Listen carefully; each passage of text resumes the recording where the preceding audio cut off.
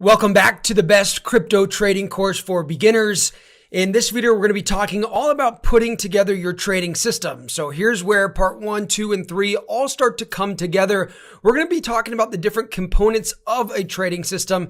And then next week, we're going to be talking about my actual favorite trading strategies. But it's important that you understand part 4, what we're talking about right now, so you understand the components that make up a successful trading strategy. And then part 6, we're going to talk about trading psychology.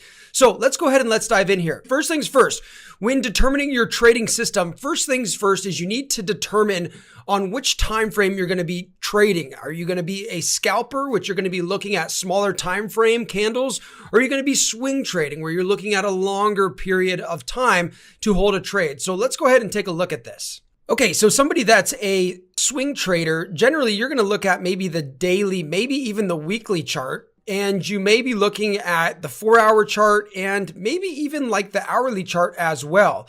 These are kind of longer term trades that you may want to hold anywhere from like maybe over a day to maybe several weeks, if not several months.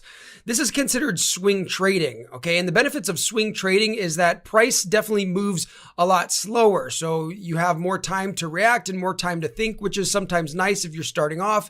And it depends on your schedule. If you don't have times to be at the charts very much, then you may want to consider doing more swing trading type of style. Now, if you are a scalper, maybe you're looking at lower time frames, like you'd come down to maybe like the 15-minute time frame, or you'd come down to the 5-minute time frame. Or even if you're scalping, you come all the way down to like the minute time frame, where it's going to be really, really quick action. You're in and out of the market quickly, and you're very rarely, probably never holding a trade more than like the period of like 1 day. So this would be like intraday trading, or what's called day trading. So these are the different types of trading. So you first have to see which one fits your style better, scalping or swing trading. Now, with that being said, also in regards to timeframes, there's something called multiple time frame analysis, where you may want to use multiple timeframes to get an idea of how you want to trade the market. So let's say that the time frame that we really want to enter on is like the hourly time frame, but we may want to come up to like a higher time frame, either the 4-hour or the daily time frame, to get an idea of what's actually happening with the trend. So if we see that we're on an uptrend here on the daily time frame, then we may only want to take actual buy trades in this sort of market scenario. So when I pop down here, maybe I'm not even looking to trade in the zone because we see that the moving averages show us that it's a downtrend. Maybe we'll only want to be taking trades when we are in an upward trending fashion. So this is called multiple time frame analysis. But you basically want to decide on a single time frame that you're going to enter the trade. The second part of your trading system is to determine the direction, and you're either going to be buying or selling. There's really only two options, right? And in crypto, basically, if we really look at it, it's really only been beneficial to really buy. If you look at any statistics, it's really vastly most beneficial to be buying cryptocurrencies, especially if you're swing trading or holding trades longer, because over the past 10 years or so that the market's been around, it's just steadily kind of climbed up. Sure, we've had boom and bust cycles, but the statistics and the numbers say that you should generally be long. And plus, it's a lot easier to just be long and to buy cryptocurrencies than it is to short the market. You can only do that by trading futures, which you can use on a broker like KuCoin, which I'll include a link below. We talked about that in the first video. Okay, so with determining direction of the trend, again, we talked about this in video 1, but it's really quite easy to see if you just slap on like a fast and a slow EMA. Again, here I have from the previous video where we talked about indicators, I have the 10 and the 50 moving average, and I can see that the 10 is above the 50, and we can see that price is climbing upwards. So generally, I only want to be buying in this sort of scenario. Now, I may wait for price to come back and pull down to like one of these moving averages. Maybe this would be a good time, or maybe pull all the way back down to this moving average, which we saw it did here, before entering a trade, which also might be a really good idea. So first things first is you need to determine your time frame, and then you want to determine which direction you're actually going to be trading. In crypto, more often than not, you're probably trading long.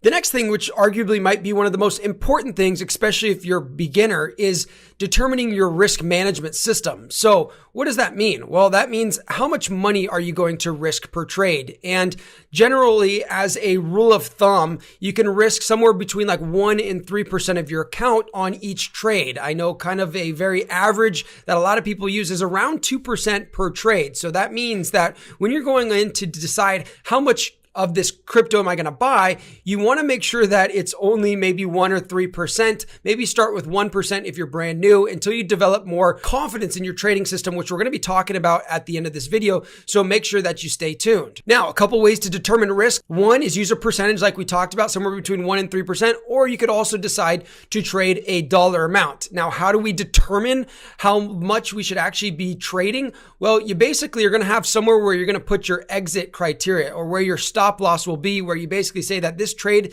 is invalidated, and you use that math to determine how big of a position you should buy. The next component of a successful trading system is you have to figure out an entry criteria, but this is only after you determine the time frame, the direction, and you determined what your risk is going to be. Now you want to start talking about the entry trigger. Okay, what's going to signal you to put on a buy or a sell position? Now, there's a lot of different ways that you can enter the market, and I'm not here to tell you the right way to enter or exit the market. I'll talk about my favorite ways in the next video, but make sure you continue watching this video because there's important things that you need to understand in this video before we move to the next one. But with that being said, here's examples of entry criteria. Maybe something that requires an entry criteria is something as simple as the moving averages crossing over. So if you see the fast one crossing over the slow one, then maybe this is an entry criteria for you. Or maybe, say, for example, you want to wait till the market is like oversold to get into the market. So you could see here on the RSI, we know that the market on the daily time frame was trending upwards.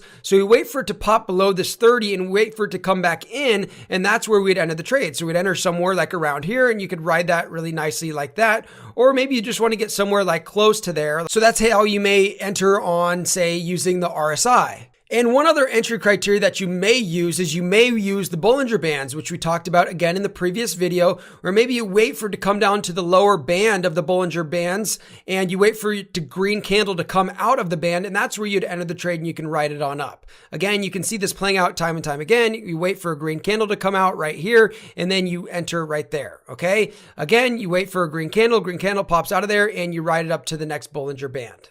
Now, again, in the next video, I'm going to be talking all about our favorite trading strategies and show you proper entry techniques for each one of those. But this is just the idea that so you understand how a trading system gets put together, you need to have something that every single time that this happens, you trade it mechanically. Okay. So anytime, say, for example, the moving averages cross, that's when you're entering a trade. The next thing that you need is a exit criteria. So you need something that actually happened in the charts that require you to exit the trade.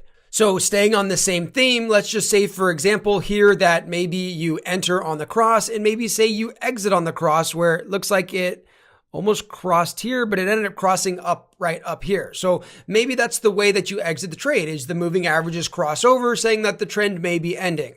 Now, again, on the RSI, let's say that you enter here when it dips below and it comes back in. Maybe the way that you exit the trade is you wait for it to dip above this 70 period where it's overbought. And again, staying on theme here, talking about the Bollinger Bands now, maybe you enter once it comes down into this lower band and you wait for a green candle. Maybe your exit signal is when it either crosses, let's say this orange line, this median line, or it comes up and it touches the other side of the Bollinger Band. Maybe that's your exit criteria. Whatever your exit criteria is, you need to have an exit criteria. Or if you like to use the SGA, which is one of my favorite algorithms that you've heard us talk about on this channel probably, then it makes it really, really easy. When this dark red turns to like light red, maybe that could be your entry criteria. And then you wait until this green turns to light green. So as you can see, a beautiful trade that sets up there. Again, same sort of scenario here. You'd enter right here, which is great. And you'd wait for it to turn over to light green just like that. And that could be your exit signal.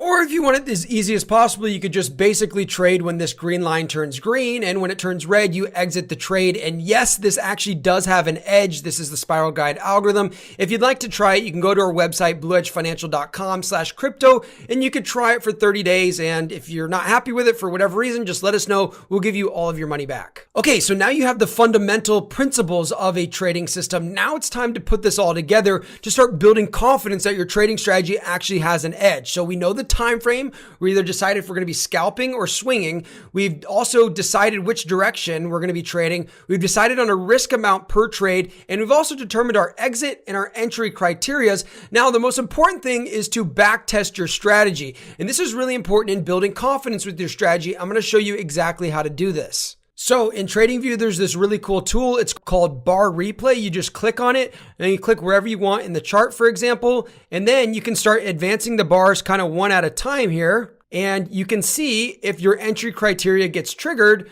when would you actually enter the trade? And this way you can back test it and you can trade it for yourself. Now, it's recommended. So say, for example, this is green, say we want to start trading it now, then we just wait for the bars to advance, right? And we'd see what happens with the trade. Okay, that's kind of the idea behind back testing, okay? Now, the idea behind this is that you want to take at least 20 trades, and not only does this help you with like executing, but it also helps you with your psychology. So you know, like, how many of these trades should I expect to win? Or how many of these trades should I expect to lose? Or is it common to lose 3 trades in a row back testing the strategy? So 20 is generally a good enough sample size, but the more you do, the more confident you're going to be with your strategy. And this way you'll know if your strategy actually does in fact have an edge. So now it's time for our favorite part, which is putting this all together. And I actually want to show you some of our favorite trading strategies. And I'm sure this is the video that you guys have all been waiting for. So go ahead. It'll be somewhere on the screen. You can click it and you'll be able to watch that video. So go ahead, check that out right now.